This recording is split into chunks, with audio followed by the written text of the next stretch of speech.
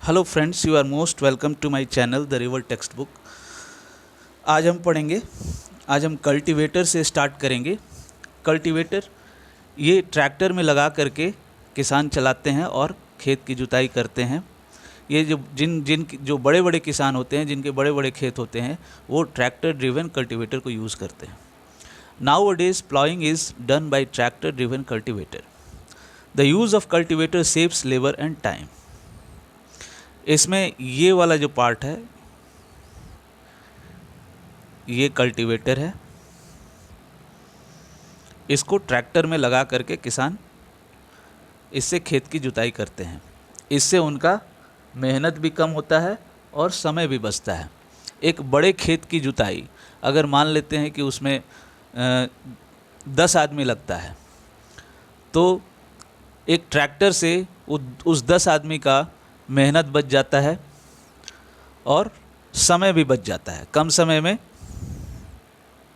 ज़्यादा खेत की जुताई हो जाती है।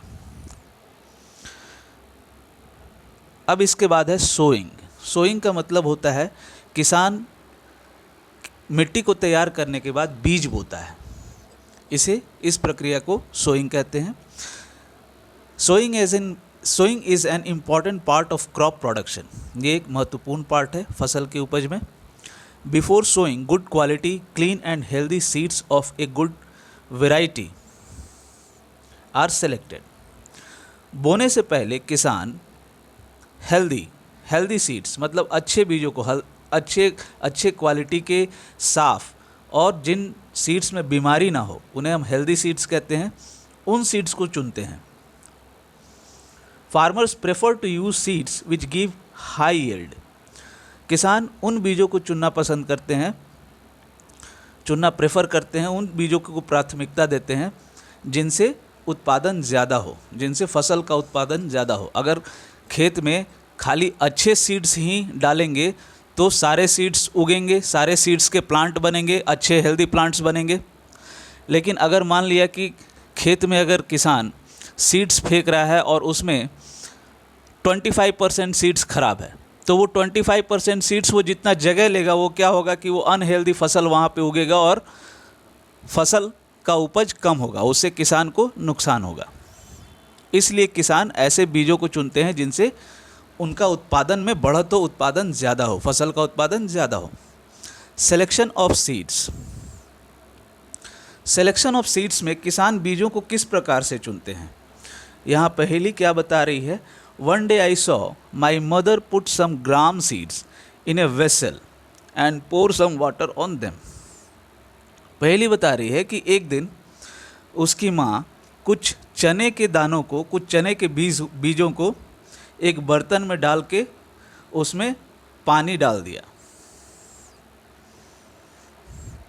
After a few minutes some seeds started to float on top.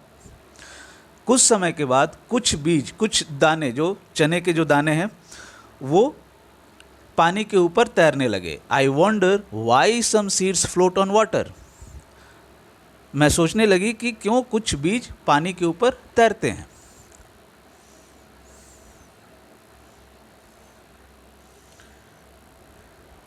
यहाँ पे एक एक्टिविटी है, activity 1.1। Take a beaker and fill half of it with water. एक बीकर लीजिए और उसको आधा पानी से भर दीजिए।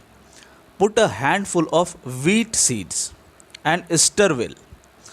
और एक मुट्ठी गेहूं के बीज ले लीजिए, गेहूं के बीज उसमें डाल दीजिए और उसको अच्छे से हिला दीजिए।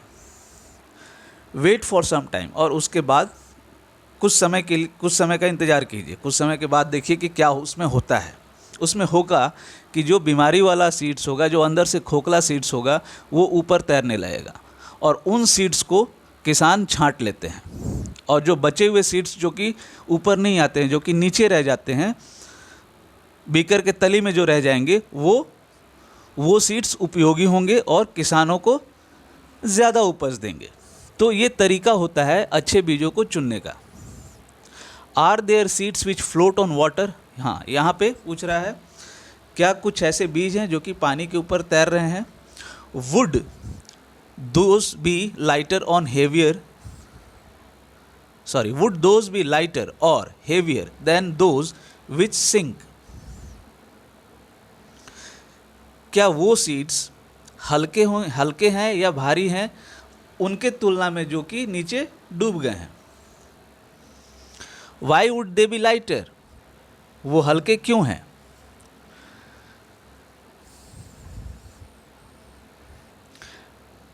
Damaged seeds become hollow and are thus lighter.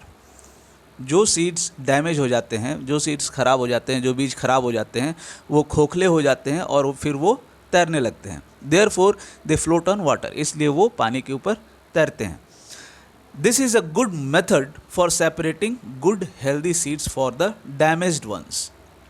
तो ये एक अच्छा मेथड है, ये एक अच्छा तरीका है जिससे कि जो सीड्स डैमेज्ड हैं, जो बीज खराब हो चुके हैं, उनको अच्छे बीजों से अलग किया जाता है। इसमें पानी के अंदर में बीजों को डाल दिया जाता है और पानी के ऊपर कुछ बीज तैरने लगते हैं और वो बीज खराब बीज होते हैं। वो जो पानी में डूब गए बीज हैं उनके तुलना में वो हल्के बीज होते हैं क्योंकि वो अंदर से खोखले होते हैं। Before sowing, one of the important tasks is to know what the tools used for sowing seeds.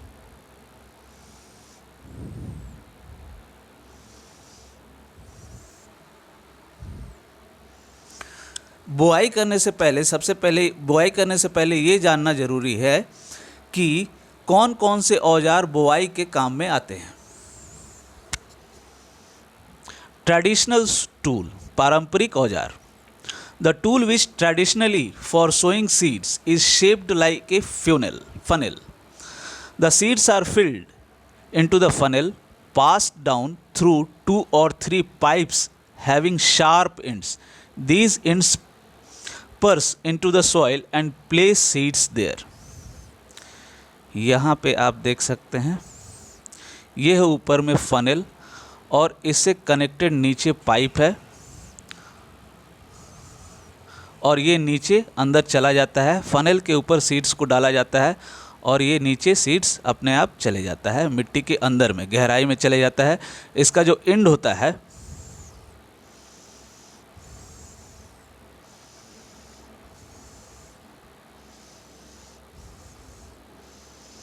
इसके एंड में 2 और 3 पाइप लगा रहता है जो कि नुकीला होता है और वो नुकीले पाइप्स नीचे अंदर धंस जाते हैं।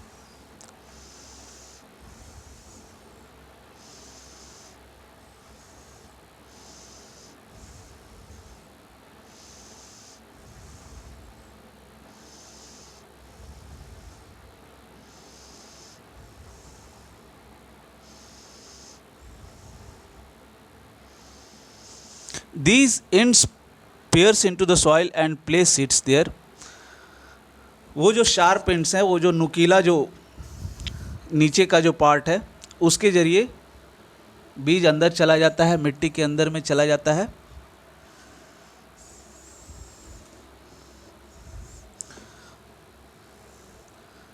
और अच्छे तरीके से वो एक अच्छा डिस्टेंस ले करके वो नीचे वो मिट्टी के अंदर में चला जाता है।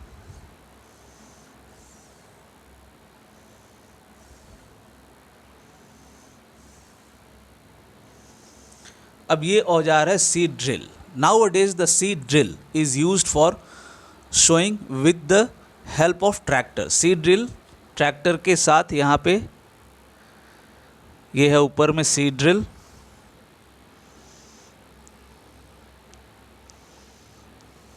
ये है सीड ड्रिल। इसको ट्रैक्टर के साथ लगा करके चलाया जाता है। This shows the seeds uniformly at equal distance and depth. अब इससे क्या होता है कि एक यूनिफॉर्म डिस्टेंस और एक बराबर की गहराई में बीज को बोया जाता है। It ensures that seeds get covered by the soil after sowing. इसके मदद से बीज बोने के बाद मिट्टी को ढक भी दिया जाता है this protects seeds from being eaten by birds. इससे क्या होता है कि जैसे ही बीज सीड ड्रिल को यूज़ करने से सीड्स को तुरंत एक अच्छे डिस्टेंस में और एक अच्छी गहराई में बोने के बाद उसको मिट्टी से ढक दिया जाता है। वो उस तरह से वो उपकरण बना रहता है और इससे क्या होता है कि बीज बर्बाद नहीं होते हैं। जो ऊपर से पक्षी आकर के बीज को खा जाते हैं, ऊपर अगर बीज अनकवर्ड रहता है मिट्टी से तो पक्षी आकर के बीज को खा जाते हैं, तो इससे बीज बर्बाद नहीं होता है। This protects seeds from being eaten by birds. Sowing by using a seed drill saves time and labour. और सीड ड्रिल को यूज़ करने से समय भी बचता है और मेहनत भी कम लगता है।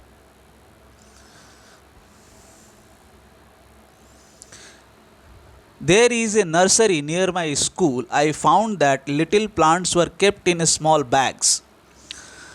Why are they kept like this? Nursery उस जगह पे छोटे छोटे पौधे प्लांट्स मिलते हैं। अगर आपको प्लांट्स खरीदना है, अपने गार्डन में लगाना है, या फिर बड़े स्तर पे अगर आपको खरीदने हैं प्लांट्स तो नर्सरी में मिल जाता है। तो यहाँ पे बूझो क्या बता रहा है कि मेरे स्कूल के बगल में एक नर्सरी है और उस नर्सरी में उसने क्या देखा कि वहाँ पे छोटे छोटे पौधे छोटे छोटे बैग्स में रखे हुए हैं। आखिर वो ऐसे बैग्स में क्यों रखे हुए हैं?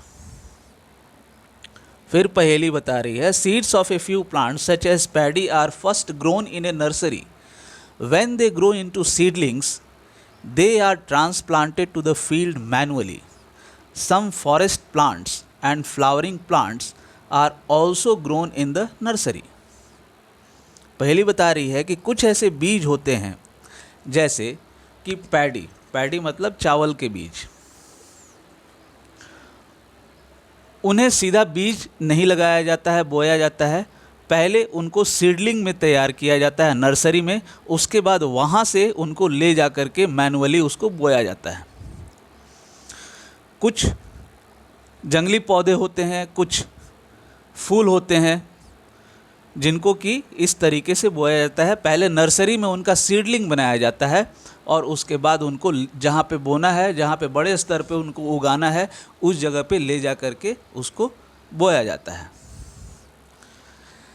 Appropriate distance between the seeds is necessary to avoid overcrowding of plants. Seeds के बीच में एक अच्छा डिस्टेंस होना चाहिए ताकि बहुत ज़्यादा प्लांट्स का भीड़ ना हो जाए। This allows plants to get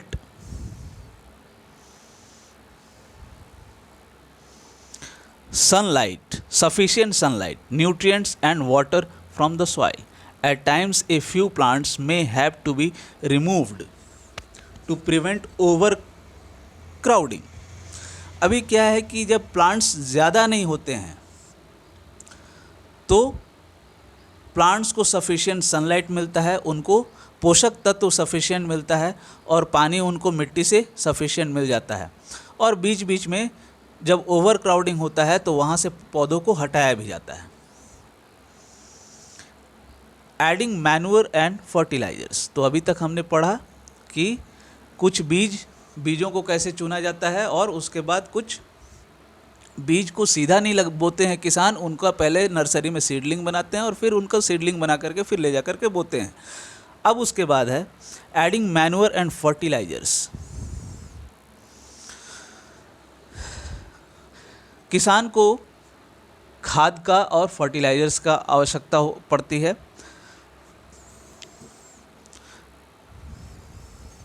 The substances which are added to the soil in the form of nutrients for the healthy growth of plants are called manure and fertilizers. वो सारी चीज़ें जो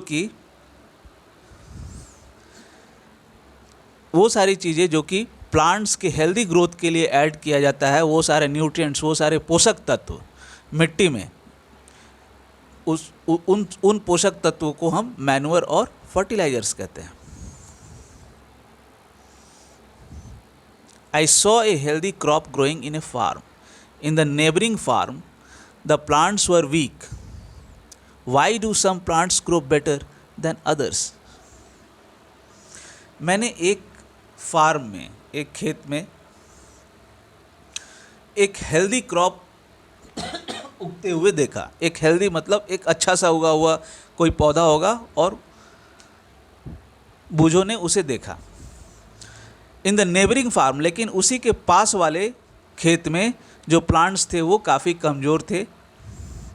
क्यों प्लांट्स अच्छे उगते हैं? कुछ प्लांट्स अच्छे उगते हैं दूसरे प्लांट्स के तुलना में। Soil supplies mineral nutrients to the crop plants. These nutrients are essential for the growth of plants. In certain areas, farmers grow crop after crop in the same field.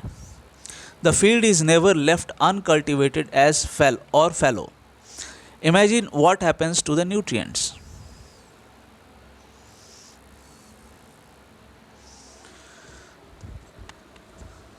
मिट्टी से वो सारे प्लांट के growth के लिए, फसल के उपज के लिए, फसल के ग्रोथ के लिए जो सारे उसको पोषक तत्व चाहिए फसल को, वो उन्हें मिट्टी से मिलती है। और ये सारे न्यूट्रिएंट्स ज़रूरी होते हैं पौधों के ग्रोथ के लिए। कुछ एरिया में फार्मर्स एक पौधे उगाने के बाद जब उसकी कटाई कर लेते हैं तो फिर तुरंत दूसरे पौधे उगाते हैं। एक फसल के बाद तुरंत दूसरे फसल उगाते हैं। वे कभी भी खेत को खाली नहीं छोड़ते हैं। हमेशा कुछ ना कुछ वो वहाँ पे बोते रहते हैं। एक फसल के बाद दूसरा फसल के बाद फिर तीसरा फसल, कुछ ना कुछ वो बोते रहते हैं। तो वहाँ पे इतना फसल जब वो बोते हैं तो क्या होता होगा न्यूट्रिएंट्स के साथ? वहाँ पे न्यूट्रिएंट्स कम हो जाता है। Continuous cultivation of crops makes the soil poor in nutrients. अगर लगातार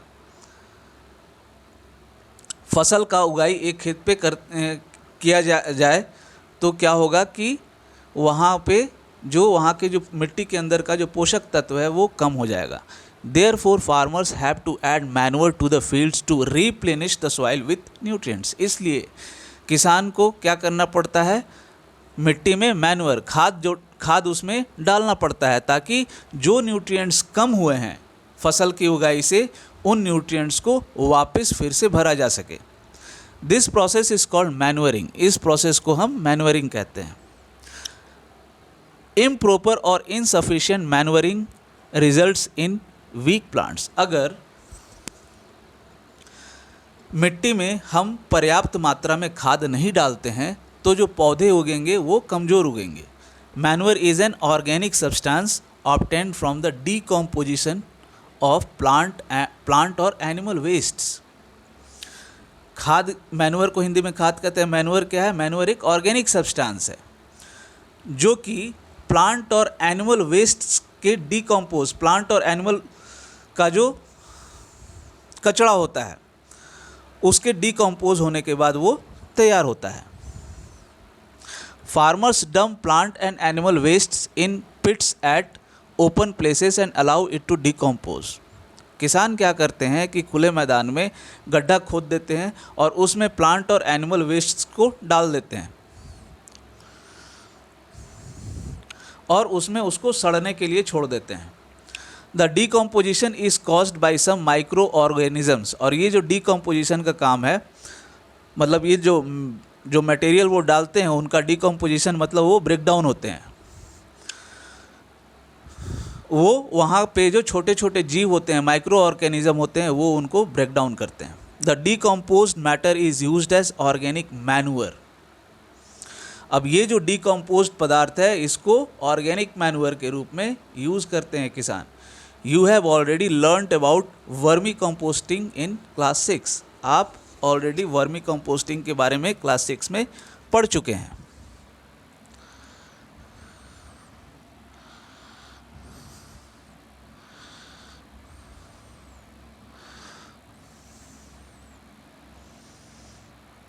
अब यहाँ पे एक्टिविटी 1.2, टेक मूंग और gram seeds and germinate them. Germinate मतलब कुछ मूंग या फिर कुछ चने के सीड्स को, बीज को ले लीजिए और उनको क्या कीजिए? अंकुरित कीजिए। Select 3 equal sized seedlings, take 3 empty glasses, 3 बराबर साइज के आप सीडलिंग्स ले लीजिए। टेक 3 एम्प्टी ग्लासेस और सिमिलर वेसल्स, 3 खाली ग्लास ले लीजिए या उस तरह का कोई दूसरा बर्तन ले लीजिए। मार्क देम ए, बी और सी, और वो जो बर्तन आप लिए होंगे उसमें ए, बी और सी मार्क कर दीजिए। To glass A add little amount of soil mixed with a little cow dung manure. एक ग्लास ए में आप क्या कीजिए, उसमें वो मिट्टी मिलाइए जिस मिट्टी के साथ गाय का गोबर मिला हुआ है। तो गाय का गोबर वो खाद के रूप में, वो मैन्यूअर के रूप में उसको मिला करके उसमें डालिए।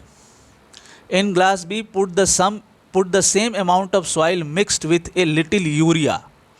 ग्लास बी में उतना ही मिट्टी डालिए जितना ग्लास ए में डाले, लेकिन ग्लास ए में आप मैन्यूअर मिलाए थे, काउडंग मैन्यूअर मिलाए थे, लेकिन ग्लास बी में आप उसमें यूरिया मिलाइए, थोड़ा सा यूरिया मिला करके आप उसको डालिए। Take the same amount of soil in glass C, उतना ही मिट्टी ग्लास सी में लीजिए विदाउट एडिंग एनीथिंग, और उसमें कुछ ऐड मत कीजिए। Now pour the same amount of water in each glass and plant the seedlings in them. अब क्या कीजिए कि उतना ही पानी आप हर ग्लास में डालिए। ए, बी, सी में आप पहले तो आप मिट्टी डाल दिए, एक में आपने मैन्यूअर मिलाया, काउडंग मैन्यूअर, दूसरे में आपने थोड़ा सा यूरिया मिलाया, और तीसरा ऐसे ही मिट्टी डाल दिया आपने, उतना ही मिट्टी।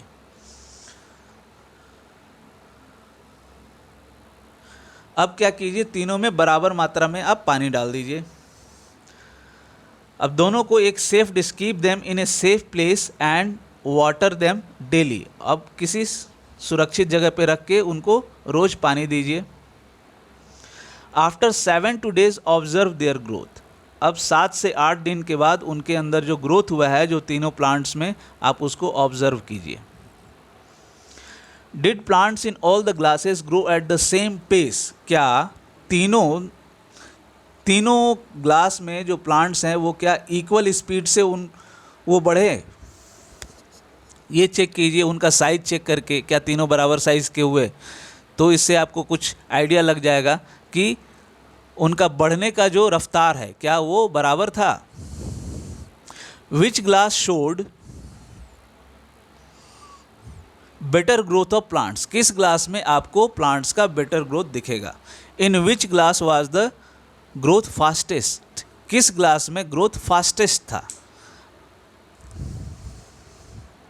आप पाएंगे कि जो यूरिया वाला ग्लास है उसमें ग्रोथ फास्टेस्ट है, और उसके बाद मैन्यूअर वाले में ग्रोथ अच्छा हुआ रहेगा, और जिसमें आपने कुछ भी नहीं डाला है, केवल खाली मिट्टी में आपने पौधा सीडलिंग को डाला है, तो उसमें ग्रोथ सबसे लो स्पीड से हुआ रहेगा, मतलब वो सबसे छोटा पौधा रहेगा। अब उसके बाद fertilisers are chemicals which are rich in a particular nutrient. अब हम फर्टिलाइजर्स के बारे में पढ़ेंगे। तो फर्टिलाइजर्स क्या है, एक तरह का केमिकल है जो कि कुछ खास तरह के न्यूट्रिएंट की कमी को पूरा करने के लिए यूज़ किया जाता है। How are they different from manure. ये कैसे मैन्यूअर से ये डिफरेंट है। Fertilisers are produced in factories. Fertilisers को फैक्ट्रीज में, कारखानों में बनाया जाता है। Some examples of fertilisers are urea, ammonium sulphate. ये कुछ फर्टिलाइजर्स के एग्जाम्पल हैं। Urea, ammonium sulphate, super phosphate, potash, NPK. NPK में नाइट्रोजन, फॉस्फोरस और पोटेशियम, ये तीनों एक साथ रहता है। The use of fertilisers has helped farmers to get better yield of crops such as wheat, paddy and maize. Fertilisers के use करने से क्या हुआ है कि फार्मर्स के उत्पादन में काफ़ी उनकी बढ़ोतरी हुई है, जैसे कि गेहूं के उत्पादन में, जैसे कि चावल के उत्पादन में, मक्के के उत्पादन में, उनके उत्पादन में काफ़ी बढ़ोतरी हुई है। But excessive use of fertilisers has made the soil less fertile. लेकिन बहुत ज़्यादा फर्टिलाइजर्स यूज़ करने से क्या होता है, मिट्टी बहुत कम उपजाऊ हो जाती है। मिट्टी का उपजाऊपन बहुत कम हो जाता है, उसकी उर्वरक शक्ति बहुत कम हो जाती है। Fertilizers have also become a source of water pollution. Fertilizer से वाटर पोल्यूशन भी होता है। एक्चुअली प्लांट्स के ग्रोथ के लिए कुछ उनको न्यूट्रिएंट्स चाहिए। फर्टिलाइजर्स क्या होता है, ये न्यूट्रिएंट स्पेसिफिक होता है, किसी खास न्यूट्रिएंट्स की कमी है तो उस न्यूट्रिएंट को ये पूरा कर देता है। लेकिन इसकी कुछ कमियां हैं, इसके कारण फर्टिलाइजर्स को यूज़ करने से वाटर, ये एक वाटर पोल्यूशन का सोर्स है। Therefore in order to maintain the fertility of the soil we have to substitute fertilizers with organic manure और leave the field uncultivated in between two crops.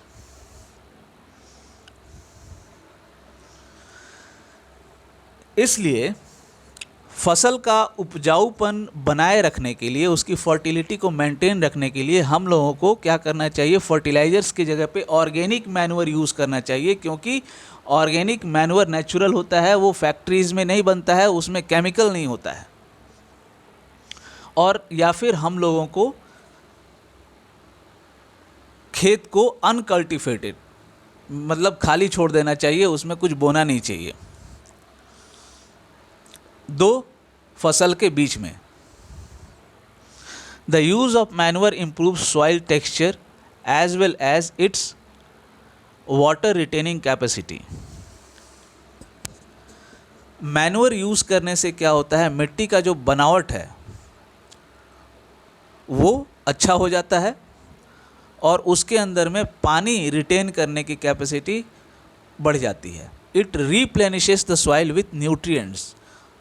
और manure से क्या होता है कि मिट्टी के अंदर में जो न्यूट्रिएंट्स की कमी होती है, जो पोषक तत्व की कमी होती है, उस कमी को ये पूरा कर देता है। Another method of replenishing the soil with nutrients is through crop rotation. दूसरा तरीका है, अगर आप खेत में उनके अंदर उसके पोषक तत्व को वापस लाना चाहते हैं तो दूसरा तरीका है crop rotation. This can be done by growing different crops alternately. मतलब इसमें अलग अलग फसल को उपजाते हैं एक के बाद एक, जिससे कि क्या होता है कि उसके अंदर में वापस न्यूट्रिएंट्स आ जाता है मिट्टी के अंदर में। Earlier farmers in northern India use to grow legumes as fodder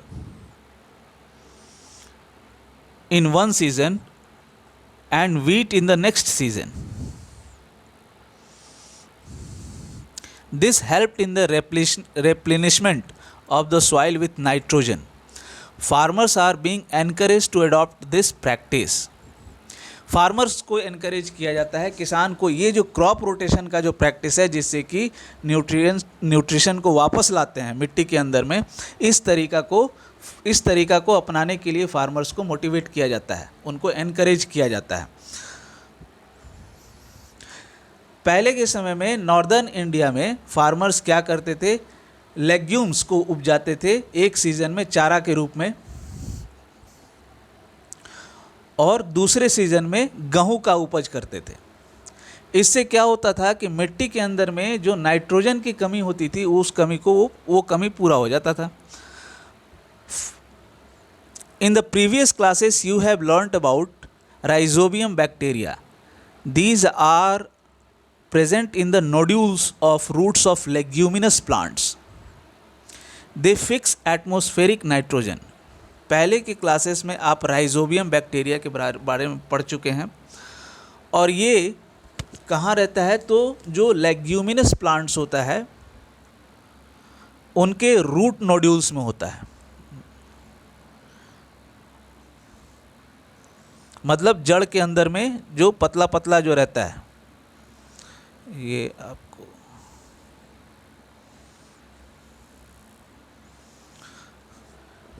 तो ये राइजोबियम बैक्टीरिया क्या करता है, एटमॉस्फेरिक नाइट्रोजन को वाटर सॉल्युबल बनाता है। मतलब उसी को कहते हैं, दे फिक्स एटमॉस्फेरिक नाइट्रोजन को।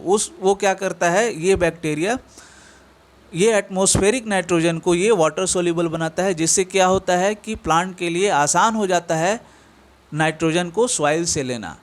एक्चुअली नाइट्रोजन सॉइल में होती है, हवा में होता है, और उससे यही तरीका है जिससे कि नाइट्रोजन की कमी पूरा होती है मिट्टी में।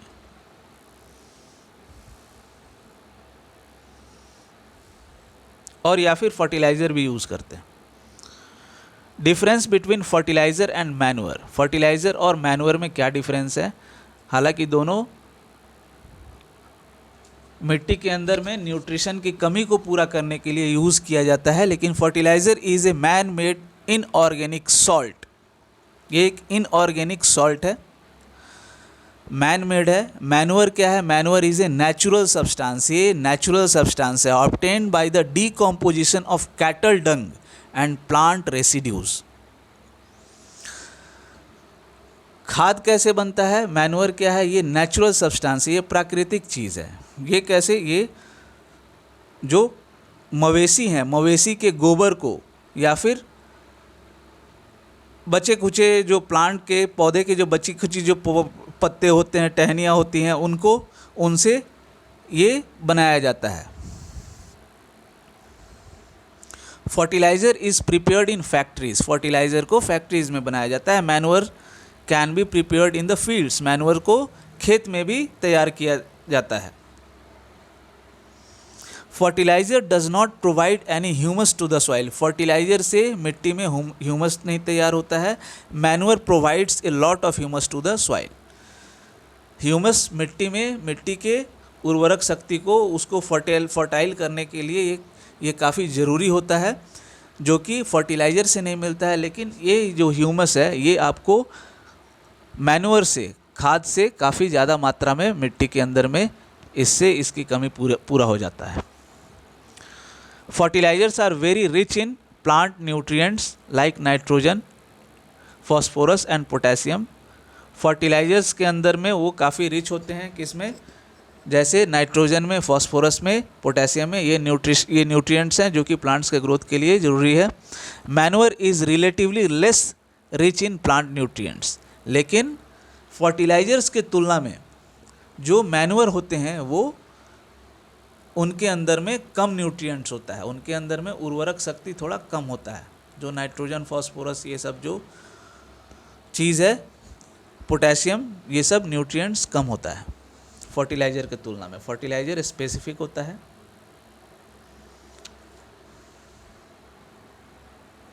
ये table gives the difference between A fertiliser and manure. Advantages of manure, manure को यूज़ करने के क्या क्या एडवांटेजेस हैं, मतलब कि इसको यूज़ करना चाहिए। The organic manure is considered better than fertilizers, इनको ऑर्गेनिक मैन्योर को फर्टिलाइज़र से ज़्यादा अच्छा माना गया है। दिस इज़ बिकॉज, इसके कारण क्या है? It enhances the water holding capacity of the soil, ये मिट्टी के अंदर में पानी को होल्ड करने की कैपेसिटी को ये बढ़ाता है। It makes the soil porous due to which exchange of gases becomes easy, ये मिट्टी को पोरस बना देता है। पोरस कहने का मतलब उसके अंदर में एकदम छोटे छोटे छेद बना देता है, जिससे कि क्या होता है कि उसके अंदर में एक्सचेंज ऑफ गैसेस का एक्सचेंज होना आसान हो जाता है। It increases the number of friendly microbes, अब मैन्योर को यूज़ करने से जो माइक्रोब्स किसान के लिए फ्रेंडली हैं उनकी बढ़ोतरी हो जाती है, उनके नंबर्स में बढ़ोतरी हो जाती है। It improves the texture of soil, ये मिट्टी की बनावट को, मिट्टी के गठन को और अच्छा कर देता है और अच्छा बना देता है, इम्प्रूव कर देता है।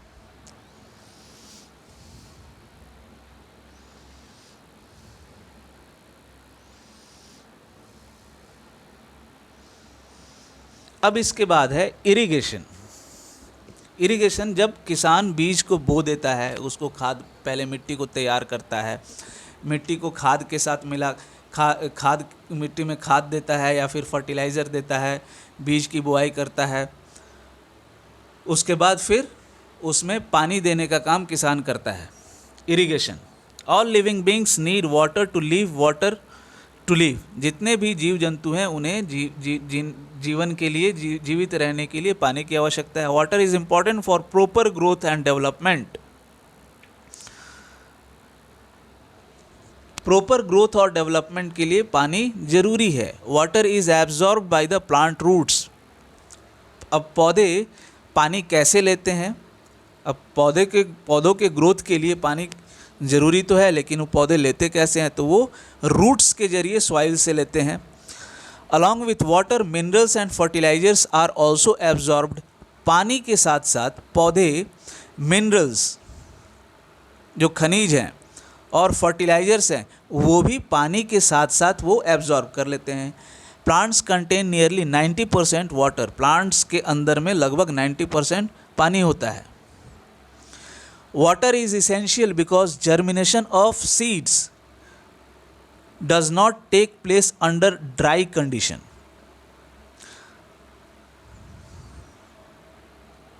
जर्मिनेशन के लिए पानी एकदम ज़रूरी है सीड्स के जर्मिनेशन के लिए, क्योंकि सूखा परिस्थिति में कभी भी सीड्स जर्मिनेट नहीं करेगा। सीड्स को जर्मिनेट करने के लिए पानी आवश्यक है।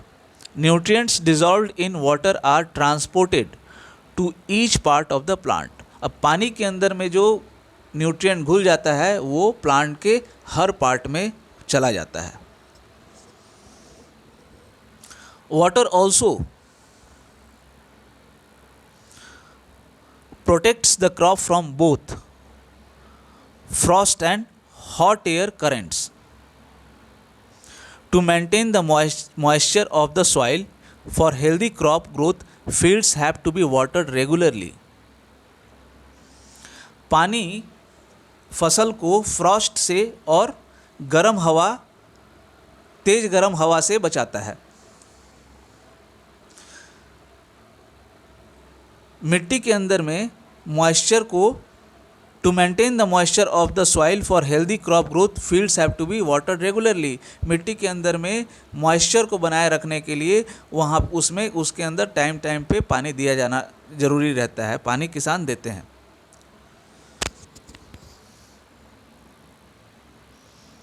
The supply of water to crops at regular intervals is called irrigation. जो पानी रेगुलर समय समय पे जो किसान देते हैं उसको इरिगेशन कहा जाता है। That is called irrigation. The time and frequency of irrigation varies from crop to crop. अब ये डिपेंड करता है फसल के ऊपर कि कब उसको पानी देना है, किस समय पे उसको पानी देना है और कितना उसमें पानी देना है। ये डिपेंड करता है फसल पे भी और सॉइल टू सॉइल, और ये मिट्टी के ऊपर भी डिपेंड करता है, और सीज़न टू सीज़न और सीज़न के ऊपर भी डिपेंड करता है। In summer the frequency of watering is higher. गर्मियों के मौसम में पानी ज़्यादा दिया जाता है क्योंकि गर्मी के मौसम में मिट्टी के अंदर में पानी तुरंत सूख जाता है। Why is it so? Could it be due to the increased rate of evaporation of water from the soil and the leaves? तो ऐसा क्यों होता है कि गर्मी के मौसम में पानी ज़्यादा देना पड़ता है? क्योंकि गर्मी के मौसम में जो रेट ऑफ इवेपोरेशन होता है वो बढ़ जाता है, जिसके कारण मिट्टी तुरंत सूख जाता है और उसके अंदर में मॉइस्चर को बनाए रखने के लिए, उसके अंदर में पानी की मात्रा को बनाए रखने के लिए समय समय पे पानी दिया जाना पड़ता है। I am very careful this year about watering the plants. Last summer my plants dried up and died. अब इस समय ये बूझो बता रहा है कि मैं इस साल मैं काफ़ी सावधान हूँ मेरे प्लांट्स को पानी देने के मामले में, क्योंकि पिछले साल मैंने ठीक से पानी नहीं दिया था। पिछली गर्मी में लास्ट समर में मैंने पौधों को ठीक से पानी नहीं दिया था तो पौधे सूख गए थे और वो मर गए थे। इसलिए इस साल मैं काफ़ी केयरफुल हूँ, काफ़ी सावधान हूँ, पानी दे दूँगा। Sources of irrigation. अब इरिगेशन के क्या क्या सोर्स हैं, किसान किस किस तरीके से पानी देते हैं। The sources of water for irrigation are wells, tubewells, ponds, lakes, rivers, dams and canals. ये सभी कुआं हो गया, ट्यूबवेल हो गया, तालाब हो गया, लेक्स हो गया, नदी हो गया, डैम्स हो गया, कैनल्स, नाले, तो इन सभी के माध्यम से इरिगेशन किया जाता है, सिंचाई का काम की जाती है।